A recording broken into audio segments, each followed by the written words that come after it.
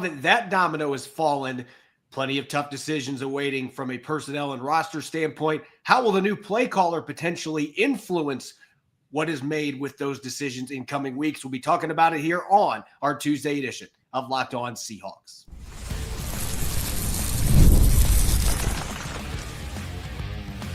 You are Locked On Seahawks, your daily Seattle Seahawks podcast, part of the Locked On Podcast Network, your team every day. Greetings, 12. This is Corbin Smith, host of the Locked On Seahawks podcast, your daily Seahawks podcast, part of the Locked On Podcast Network, your team every day. Glad to be joined, as always, by my co-host in crime, Rob Rang. And a special thanks to all the 12s out there for tuning in, whether you're in Salem, Oregon, or you're across the country in Providence, Rhode Island. We greatly appreciate each and every one of you for tuning in and making Locked On Seahawks your first listen 5 days a week. The Seahawks announcing a new offensive coordinator in Klint Kubiak on Sunday. We are already transitioning to how that hiring may potentially influence some of the roster decisions that need to be made by John Schneider, Mike McDonald, and the front office in coming weeks. Plus, we've got our defensive preview for the Senior Bowl, our Fab Fives, the players that we're excited to watch from a Seahawks draft perspective. All of this coming your way courtesy of our friends at FanDuel. Super Bowl 59 is here, and there's no better way to make every play more exciting than with FanDuel Sportsbook. New customers can bet just $5, and if you win, you'll score $200 in bonus bets. Download the app or head to FanDuel.com to get started. Now for your lead story here on our Tuesday edition of Locked On Seahawks. Klint Kubiak officially being announced on Sunday as the Seahawks' new offensive coordinator, replacing Ryan Grubb after just one season. Kubiak's bounced around quite a bit himself. This will be his 5th team in 5 years. But with that said, he has a sterling track record, particularly with quarterbacks. When we look at Kubiak now coming to Seattle and upcoming personnel roster decisions, as we've looked at before this hiring was made, Rob, John Schneider, Mike McDonald have got some tricky decisions that they've got to make together, whether it starts at the quarterback position with Geno Smith and his future. Are you going to extend him? Are you hoping that he's going to play out his contract? Do you trade him to rejoin Pete Carroll in Las Vegas? DK Metcalf, there's questions about his future. Tyler Lockett, everybody, it's just been a foregone conclusion that he's not going to be with the Seahawks this next year. Does this change that at all? Noah Fant as a cap casualty candidate.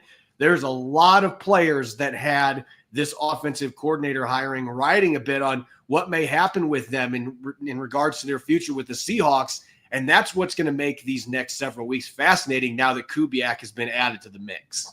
Yeah, there's no question about it. I think that we have to, at first just kind of acknowledge the fact that Seattle has an awful lot of assistant coaches who are currently under contract. And so, I am fascinated to kind of see how the Seattle is going to play this. I think we have to focus in for a second on a Jake Heaps a Jake Peets, for example, Scott Huff, for example. I think they're going to get an awful lot of, attention as far as the coaches, as far as the cap casualties. I just don't know that you are going to see an awful lot of, decisions made strictly based on Klint Kubiak being Seattle's new offensive coordinator. Sure, there's a possibility that a Noah Fant might be released. There's a possibility that, especially when you look at some of the players that have had a lot of success under Klint Kubiak in his previous stops in New Orleans and San Francisco and Minnesota,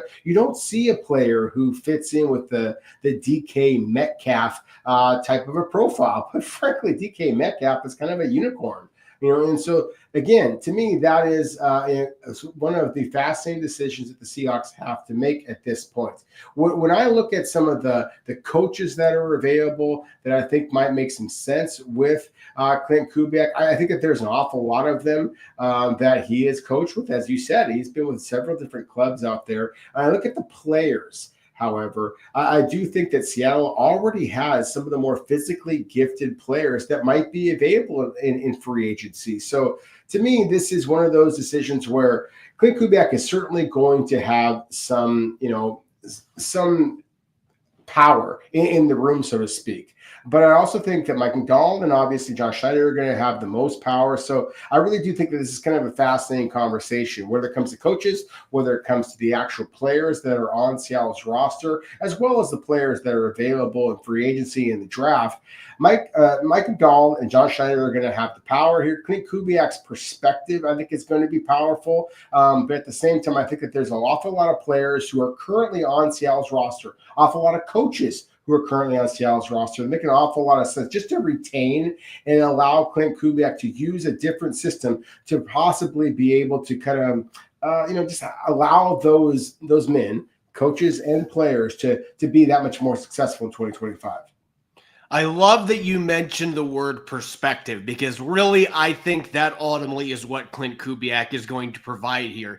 Klint Kubiak is not going to be going into John Schneider's office and be like, I absolutely want Noah Fant to be here, pound and fist the table. I don't want this job if Noah Fant's not going to be. He's not going to be weighing that kind of power, kind of clout in the building. That's just not going to be happening. Not that his advice is not going to be taken or that his input. Obviously, he could come in and say, hey, I think Noah Fant would be an excellent fit in my system. I think I can get a lot more out of him than what his predecessor, Ryan Grubb, did, or even in the previous regime with Shane Waldron. He may look at his past track record as a coach and say, hey, the proof's there. I've had a lot of success with tight ends that can catch the football. I think Noah Fant could do more, but he's not going to be going in there making demands about that. That's certainly not going to be the kind of power that he's throwing around. But I honestly feel like, and we talked about this a little bit yesterday, and I want to expand on it.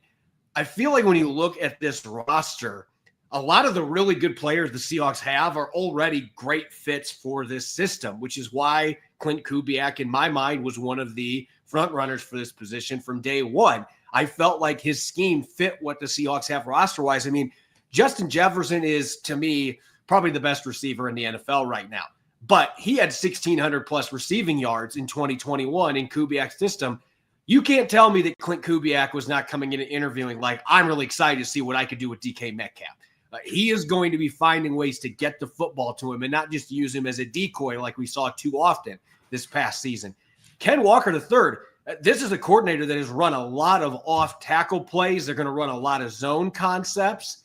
That fits Ken Walker's game a lot more than the gap, under center, pound it game. And they're going to run a lot from under center. But I mean that physical between the tackles running style isn't going to be as big of a part of Klint Kubiak's system. So it feels like this was a good hiring for Ken Walker III as long as he can stay healthy. And then we mentioned the tight ends. They've had a lot of success. Noah Fant had decent numbers in the second half. Can you get more touchdowns out of him? Does it warrant the cap hit that he's going to be carrying?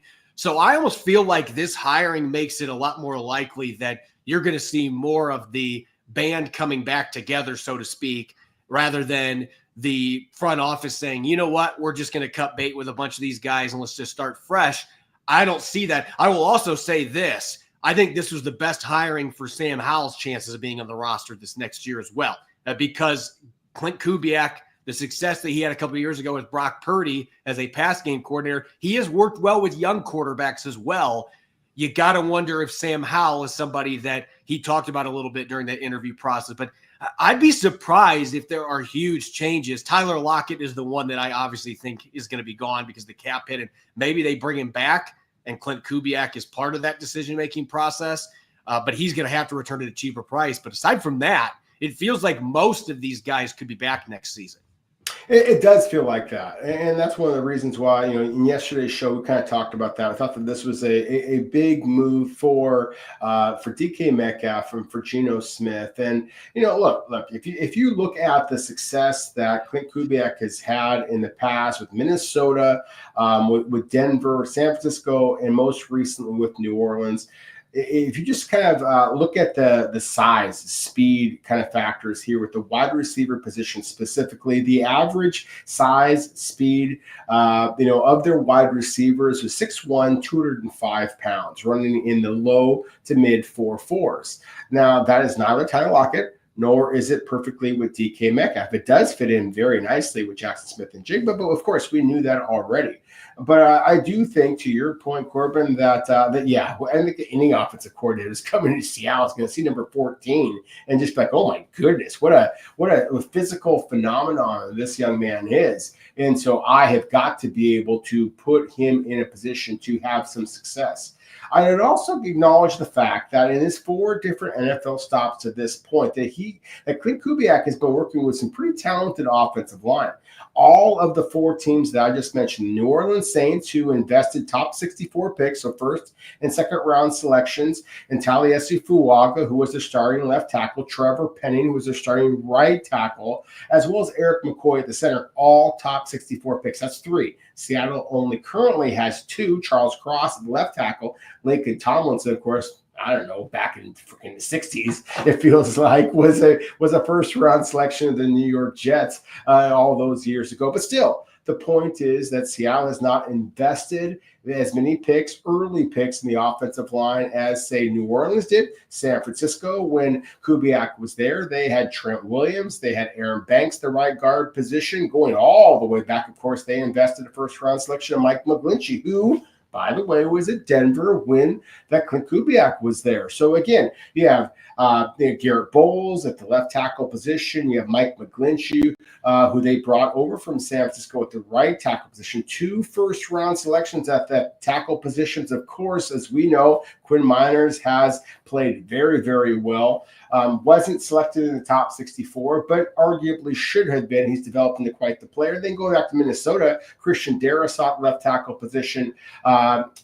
Garrett Bradbury at the center position is also a talented player who was drafted in the first round, and then Brian O'Neill in the second round. The point I'm trying to make here, Corbin, is while the skill position talent, you've seen kind of a barrage of different players. You have veteran quarterbacks who have been successful under Klint Kubiak, guys like Kirk Cousins, some of the best years of his career, were under Klint Kubiak, and then also some young quarterbacks, Spencer Rattler, Brock Purdy, of course.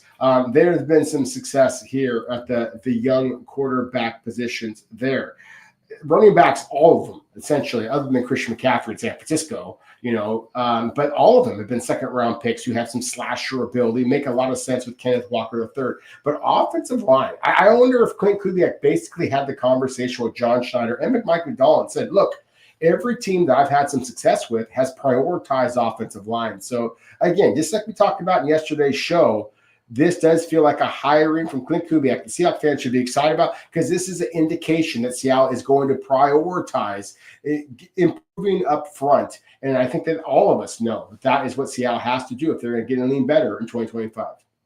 We just talked players and how that could be influenced by Klint Kubiak. Let's get to the coaches. That will be coming up next as we look at how this staff may be built underneath Klint Kubiak now that he's the offensive coordinator. We'll get to that up next here on our Tuesday edition of Locked On Seahawks.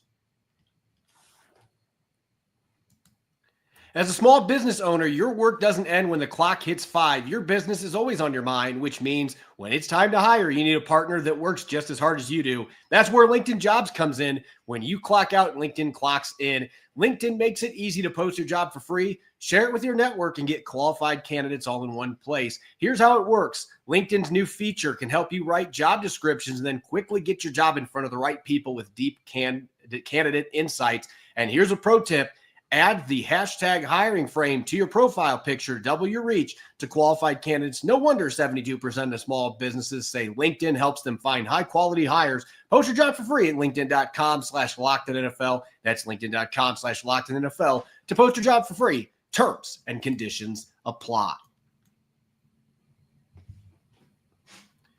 Welcome back to the Tuesday edition of Locked On Seahawks. This is your host, Corbin Smith. Glad to be joined, as always, by my co-host in crime, Rob Rang. And a special thanks to each and every one of the 12s out there tuning in. And thank you, as always, for making Locked On Seahawks your first listen 5 days a week. We just took a deep dive into how Klint Kubiak could potentially influence personnel-related decisions on the roster this offseason. But maybe even before those choices are made, Kubiak and Mike McDonald have to work together to figure out what the rest of this offensive staff is going to look like. Now, I have heard that Jake Peetz is still a coach that Mike Macdonald is very high on in the building. I think that there's a really good chance that Peetz with the Seahawks, maybe he's the passing game coordinator still that works with Klint Kubiak. And I think there's enough carryover in terms of him coming from Sean McVay's coaching staff. And we know that McVay worked with the Shanahans when he was in Washington originally. So there's carryover there. I could see Jake Peetz fitting. But beyond that point, I think it gets really interesting. And even though Kubiak, Rob, has been in the league for 11 years, he's still only 37 years old, and it's never a bad thing to have a seasoned coach or two that can work with you. So as far as coaches that he has been connected with in the past, I think we've got to start this discussion with Rick Dennison, who he coached with under his dad in Denver in 2015 and 2016. He coached with him in Minnesota for a couple of years in the late 2010s and early 2020s when he was the offensive coordinator. They were together in Minnesota. And this last season, Dennison was a senior offensive assistant. I could see him carrying that title again in Seattle. I don't think he's an offensive coordinator assistant, so to speak. I don't see him being a run game coordinator, a 66-year-old assistant, but he still has a ton of value being kind of that support mechanism the way that Leslie Frazier was for Mike Macdonald this past season. And Dennison's track record speaks for itself. 3-time Super Bowl winner. He's had a number of top 10 offenses that he's coordinated with multiple teams.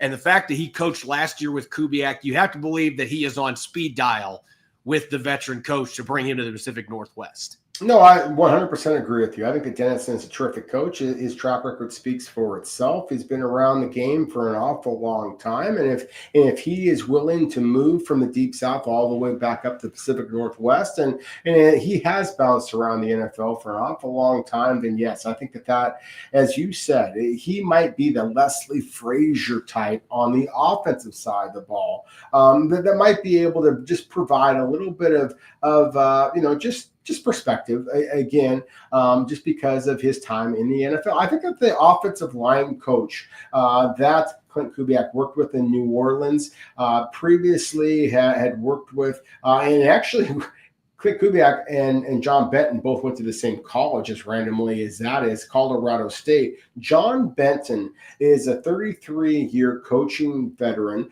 He's had an awful lot of success, most recently in New Orleans, previously and famously, I guess I should say, with the San Francisco 49ers. And look, I think that Scott Huff has done a solid job as the first-year coach this past season with the Seahawks. And I know that there's an awful lot of our listeners and viewers, and thank you as always. But right now they're thinking, Ryan, you're crazy. I mean, did you see the offensive line? They struggled. But I would argue that Seattle made some adjustments as the season went on that really kind of showed Scott Huff, frankly, flexing a little bit. The adjustment to Satoa Leomea, the adjustment at the center position with Oluwatimi, the adjustment at the right tackle position. I mean, basically, the Seahawks were a moving assortment of pieces along the offensive line. I thought that Scott Huff kind of did a pretty solid job. And Mike Macdonald himself, when the Seahawks decided to make the move from Ryan Grubb to, as it turns out, to Klint Kubiak as offensive coordinator, he kind of said that Scott Huff was a Seahawk. So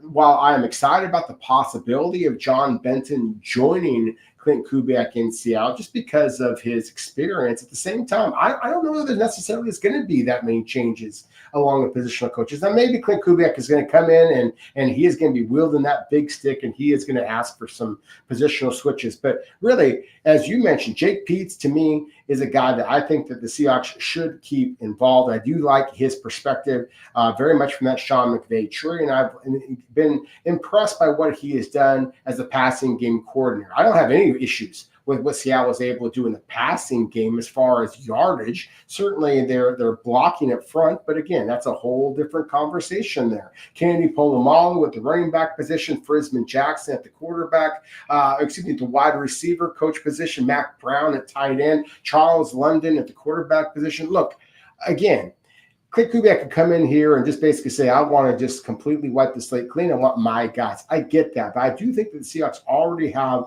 positional coaches in place. The one caveat would be at the running game coordinator. I think that is a position that Kennedy Polamalu could slide into. I also think it's something that Scott Huff could jump into. And then again, John Benton, to me, if you're going to pick out one coach who's not currently in Seattle, John Benton from the Saints, previously San Francisco 49ers. To me, he would be somebody that I do think would make some sense as both offensive line coach and as a running game coordinator.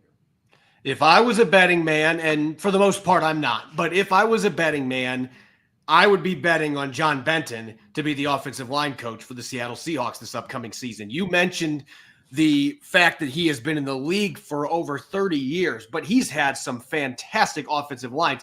Go back to the early 2000s. He was helping Steven Jackson early in his career rip off big rushing games for the St. Louis Rams. In Houston, they had top 10 offenses 5 times during his time in Houston. And a big part of that was the O-line, which is weird because that has been such a problem for the Texans in current times, their offensive line. And then you look at San Francisco, the work he did with the 49ers from 2017 to 2020. Even this last year, we talked about Klint Kubiak, the Saints having the 14th ranked run game with all the offensive line injuries they had. Give the offensive line coach some credit there for that. Having all those backups in and still being able to run the football effectively. When Derek Carr got hurt and was out for the season, he had the lowest sack percentage ratio for any quarterback in the NFL. Some of that's because Carr gets rid of the ball quickly, but the offensive line, I thought, considering all the injuries, played pretty well. I still think John Benton is an excellent football coach. And so I would actually be kind of surprised if that is not where this is heading, because he and Kubiak have a very close relationship. They've coached together with multiple teams, and I think Benton still wants to coach. So maybe Scott Huff, maybe there's the push for Mike Macdonald to keep him around. But I think if that becomes the discussion, that Mike Macdonald will have no problem with John Benton, because John Benton comes from a lot of the teams that Mike Macdonald is trying to build a team similar to, like those 49ers teams from 2017 to 2020. So Benton makes a lot of sense. Dennison, he's going to be available. And I just think that that relationship that he has with Kubiak, I think makes a lot of sense. As far as the rest of the staff, you mentioned Kennedy Palomalu, and anybody that has listened to this podcast knows how highly I hold that man in regard. I think he is the best running back coach in the NFL. You look at the track record. He has done phenomenal things. And the fact that that O-line last year, as bad as it was, you saw how much Zach Charbonnet improved over the course of the season. And Kenny McIntosh, he took big steps after really not playing his rookie season. I think that Kennedy Palomalu is an excellent running back coach. And if I'm Klint Kubiak, I'm knocking on his door, or I guess calling his cell phone, and saying, look, I still want you here. In fact, I want you to be my run game coordinator. As you mentioned, I would say we're going to increase what you're going to be doing here. You're not just going to be coaching running backs. We want you being the run game coordinator. And Palomalu has been an offensive coordinator at the college level previously. So this will not be foreign to him. He's been a run game coordinator. I think that he and Peets are the two guys currently on the staff that are must-haves that you have got to bring back. And then I could see Kubiak bringing in his own receivers coach, his own offensive line coach, maybe a few other assistants. But maybe Charles London stays. I could see Kubiak not hiring a quarterback coach either, because he's been a QB coach. Maybe he wants to be hands-on in that regard, and they just have an assistant QB coach. There are a lot of moving parts here, but I would expect we'll see a few guys retained, and there's going to be a few big names that are going to be brought in to spruce up this coaching staff and fit with Kubiak.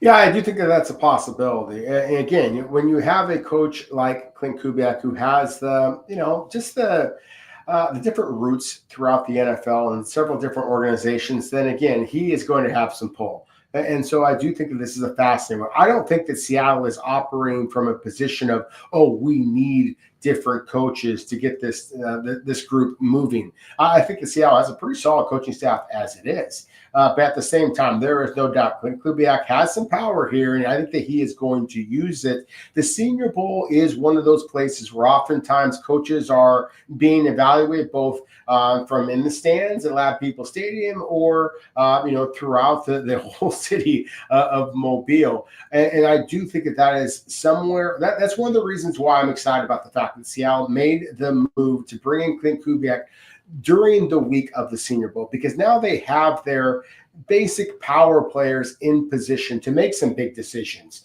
And so I would expect, if Seattle is going to be making some moves as far as these other offensive coaches' perspective, that I think you're going to see things start to happen in the next week or so. When we come back, speaking of the Senior Bowl, we're going to continue our preview of the All-Star Showcase with our Fab Fives on defense, the defensive players that we are going to be watching closely this week. Don't go away. You're listening to the Tuesday edition of Locked On Seahawks.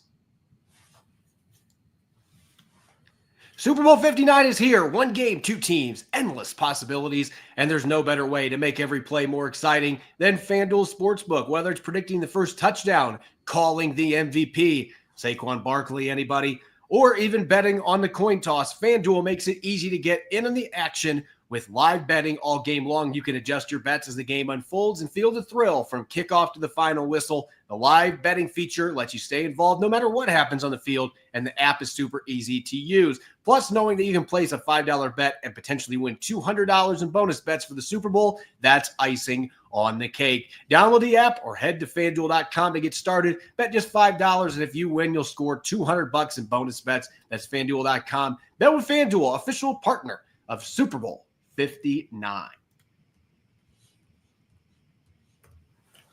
Welcome back to the Tuesday edition of Locked On Seahawks. This is your host, Corbin Smith. He's Rob Rang. A special thanks to all the 12s who are listening in, and thank you, as always, for making Locked On Seahawks your first listen 5 days a week. We greatly appreciate it. For your second listen, don't forget to check out Locked On NFL, which is now twice a day. Tyler Rowland of Locked On Titans giving you your morning cup of NFL espresso, and Tony Wiggins, the much happier Tony Wiggins, now that the Jaguars have a new head coach. You can tune in with his humor and his insight that you won't find anywhere else. That's Locked On NFL twice a day on YouTube and wherever you listen to your podcast. Make it your second listen starting today. The Senior Bowl officially now underway in Mobile. They had their first set of practices this morning in Mobile. The national and American teams, we now even know which teams that these prospects are on, and plenty of discussion coming out of Mobile. I'm sure it's continuing tonight around the town, talking about which players were impressive in this first practices. Rob, we talked offensive standouts that we were curious to watch from a Seahawks perspective yesterday. Now we're going to flip the switch over to the defensive side of the ball. Mike McDonald's in town. You know he's watching these guys closely, and I know that you are super eager to talk a couple of defensive linemen, even though that is not an area of weakness for the Seahawks. Jaron Reed is a free agent. Jonathan Hankins is a free agent. This is a position that you may be able to get some value in the middle rounds that is going to be showed off this week in Mobile. Yeah, and look, like I talked about with the coaches, I would love to see Seattle just bring back the team essentially. I mean, Jay Reed has been a guy that I've been so excited about for dating back to when Seattle selected him out of Alabama all those years ago. Jonathan Hankins, I thought, played fairly well at the nose guard position. Roy Robertson Harris, who Seattle, of course, made a trade for. He is another player that possibly could be a cap casualty. I think that all three of those men really helped turn around Seattle's defense, just the size and the physicality. But that said, all three of them are worth big dollars. And so Seattle may be looking at a draft class, Corbin, that I think is among the absolute best in the class when it comes to just the top-end talent, the depth, and that is the interior of the defensive line. So three of the names I'm about to mention here are all playing along the defensive line, and they may not ultimately be fits for the Seahawks because, again, Seattle may bring back their veterans. But I do think that these are some younger, cheaper, and in some cases even bigger possibilities. I'm going to start with another Alabama player. I mentioned Jay Reed a moment ago. Tim Smith from Alabama, 6'4", 311 pounds. With a name like Tim Smith, I mean, the name isn't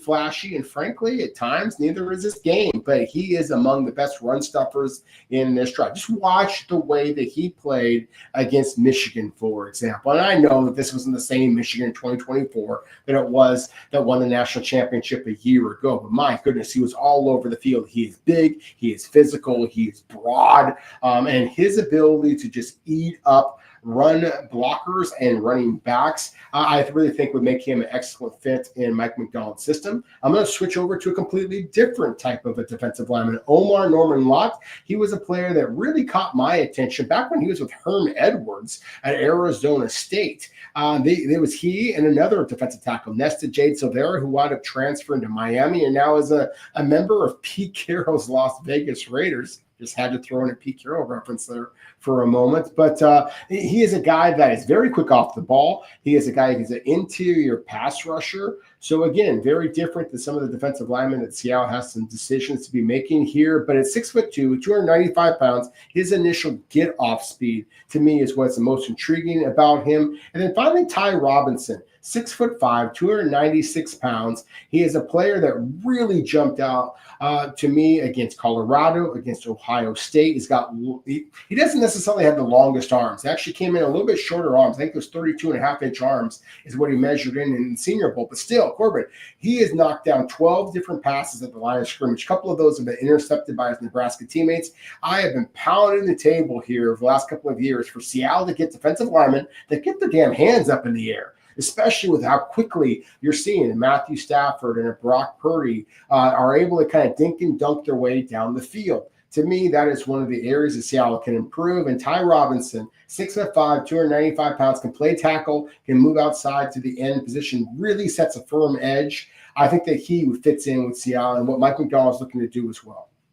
Yeah, I'm going to stay in the trenches as well. And I will admit to our listeners, Ty Robinson was on my list. You and I share them before the show. And I'm like, you submitted first. I'll let you have him. But I love Ty Robinson. Every time I turn Nebraska on, I could not stop looking at number 9. And the dude is just nasty. He is a really good football player. I think we'll go day 2 probably is where he's going to end up getting selected. As far as the big guys that I'm looking at, I'm only looking at one defensive tackle, but he's got one of my favorite names in this Senior Bowl crop, and he's got his own universe, his own gravity. Yahya Black. This guy is a massive human being that's also very productive, had almost 7 sacks over the last 3 years, even though he's really built like a nose tackle and he plays like a nose tackle. He's playing for that rugged Iowa defense. You know, those guys can handle defending the run. They'd have to deal with it at practice year-round and playing the teams that you play in the Big Ten. But Jonathan Hankins is a free agent, and even if you bring him back, he's getting to be a little long in the tooth. He's an older player. Black is somebody that you can invest probably an early day 3 or mid-day 3 pick in, and you can bring him in, and he could play substantial snaps for you right away. He can give you some pass rushing contributions as a nose tackle. So he is the one. I was going to have Ty Robinson on my list as well, but he is the other one from the Big Ten that I am really excited about. And everything I've been hearing today is that he had a fantastic first day in Mobile. So maybe he won't be available in early day 3 with this draft class, but Black is definitely a nose tackle that I'm very intrigued by. Now, when you go to the edge positions, I am going to butcher this name so bad because I've watched Ole Miss and I've tried to repeat this name over and over again. I know that his name is Princely Unamilian. I always butcher this, but look, he is the prince of edge rushers for day 2 guys in this class. There's some lack of polish to his game, which is why he probably goes on day 2 in the second round. But I don't know that there is a twitchier dude in this class other than Abdul Carter, who's obviously a candidate to go number 1. But this guy just is a rocket off the edge and tormented tackles in the SEC. There's some inconsistencies to his game, but Seattle wouldn't necessarily need him to come in and play a ton of snaps right away. But Boye Mafe is going in the last year of his contract. Derek Hall's got 2 years left. You might not have Draymond Jones back. Edge is a need, in my opinion, and this is a kid that could have a much higher ceiling than anybody that's on Seattle's roster at that spot. So I'm really excited to watch Princely this week with some of the film that I'm going to get my hands on. And then the lesser-known Mike Green coming from Marshall. I was worried he was going to come in weighing around 235. He looks like a smaller guy. He weighed 251, and you watch the clips today at 251, and he looks like he's moving just as fluid as he did, dominating in a Marshall uniform against Sunbelt competition. He's coming from a small conference, but we've seen Sunbelt edge rushers terrorize guys in the NFL before. Mike Green is a guy that might very well sneak into day 2 discussion because he's another one that's got serious elite get up, knows how to get after the quarterback, and plays with a nasty edge. Yeah, no question about it. Again, as I mentioned with Ty Robinson, a player you and I are both high on. I mean, one of the games that he really jumped out to me was against Ohio State. You're talking about Marshall's Mike Green. I mean, he was spectacular against Ohio State, obviously the national champions. And so, and as you said, 251 pounds, that's a good weight for him. Bruce Irvin all those years ago was 251 pounds. Frank Clark, 255. Cliff Averill, 255. So again, those are pass rushers that Seattle has won with. Obviously, that wasn't Pete Carroll and not Mike McDonald, but still, I do think that those kind of edge rushers, especially when they have been as productive as Mike Green was, when he had his opportunities against elite competition, he was very successful. He may not make it to day 2. He could be a first-round selection. He is a guy that's got an awful lot of buzz around him, so he is a very interesting player. I'm going to go with a little bit more of a traditional linebacker just because, look, obviously Seattle's priority is to bring back Ernest Jones. You made the trade. He was spectacular after you made the trade. You're really intrigued, encouraged by the development that we saw from Tyrese Knight as well. But just imagine for a moment that Ernest Jones is not back with the Seahawks this upcoming season. Then I think that inside linebacker suddenly becomes arguably the biggest position of concern for the Seahawks. So Jeffrey Bassa is a player from Oregon who to me is really intriguing. I think that he is absolutely being slept on from a national perspective. Now, his size does not exactly scream 3'4" inside linebacker. He measured in today in Mobile, 6'1", 226 pounds. Corbin is a former safety, but he still plays with physicality. He's got terrific speed to the sideline and in coverage. To me, Bassa is one of the players that, again, I think a lot of people are kind of sleeping on. I feel confident that Seattle, obviously here in the Pacific Northwest, knows who Jeffrey Bassa is very well. I know Seattle's West Coast scout. He's a very good one. And so I do think that he is somebody that the Seahawks are very familiar with. And I do think because of his coverage ability, because of the talent that Seattle's going to be facing in the NFC West with the mobile quarterbacks, the tight ends, and the running backs, that Bassa would make some sense. So I will throw his name out there. And then finally, a guy that you had your name difficulty there with the edge rusher. I'll tell you my guy, Azarie Thomas. He's a cornerback from Florida State. I mean, my goodness, I mentioned Pete Carroll before, but Thomas is a guy that would fit in so well in Carroll's system. And frankly, I think he would fit in well in Mike McDonald's system as well. He's 6'1.5" pounds, or 6'1", 6'1.5" inches, 191 pounds. He's got those 32-inch arms. And he is a guy that is a thumper in coverage as well as in run support. That's one of the things I like about 15 passes broken up, only a couple of interceptions. So that concerns me a little bit, but I think that's something you can coach a little bit. I just love the size, the physicality, the fact that he's got some NFL bloodlines. His older brother, Wanye Thomas, is a safety with the Dallas Cowboys. I think that Thomas is a guy that, again, a lot of people are kind of sleeping on because he's only a 3-year player at Florida State, and he's there at the Senior Bowl. I do think he's going to turn some heads this week in Mobile. Real quick, my last 2 players that I'm watching, I'm going with a traditional linebacker too, and I don't think Minnesota gets enough credit for the linebackers that they have been kicking out. Blake Cashman a few years back was somebody that I loved, but Cody Lindenberg, this is a guy that is rising rapidly at the Senior Bowl. And look, I don't think he should be. Like, this guy should be one of the top linebackers anyway. If you watch Big Ten football and you watch Minnesota at all, this guy is a game wrecker in the middle. He comes up and mashes people. He doesn't miss very many tackles. He's solid in coverage. He can blitz. Incredibly instinctive guy. And the IQ is what's really coming off the table now with all these people interviewing stuff. He's just an incredibly intelligent middle linebacker. And even if you bring back Ernest Jones and have Tyrese Knight, I'd have no issues with bringing in another linebacker. If you got somebody like Lindenberg available to you, he's a really good player that I think could come in and play significant snaps right away. And last but not least, I'm going to go to a player that I don't have a personal connection with him. I've never talked to Maxon Hook, the safety from Toledo, but I've coached against him. And maybe it's the last guy that I could say that about now that I'm getting old enough. But New Palestine, the Dragons in Indianapolis area, played for some state championship teams down there. Kyle Ralph, their head coach, is fantastic. I get to talk to him at a couple of coaching clinics. He's as good of a high school coach in the country as you're going to find. And there's a lot of really good players going to the FBS level. Maxon Hook, though, late day 3, maybe even midday 3, because I think he is going to rise this week. The dude had 7 interceptions last couple of years, 3 forced fumbles. He tackles like a linebacker. He plays the game with some reckless abandon at times, but he's a very smart, instinctive player. And this is a safety class that has a little bit of depth, but I think in day 3, Max and Hook, that's a guy you want to get the hook, line, sinker on and see if you could reel him in, because I think he is a really good football player that is undervalued going into this year's draft. As always, you can follow me on X and Blue Sky at Corbin Smith NFL. You can follow Rob at Rob Rang. Make sure to subscribe to Locked On Seahawks on YouTube and wherever you get your podcast to make sure you don't miss a single episode. When we come back tomorrow, we'll have some notes from what's going down in Mobile as Senior Bowl week continues, and we're going to continue our grade cards going to the linebacker position, ironically enough. We'll get to that on tomorrow's show. Make sure that you're listening and enjoy the rest of your Tuesday. Go Hawks.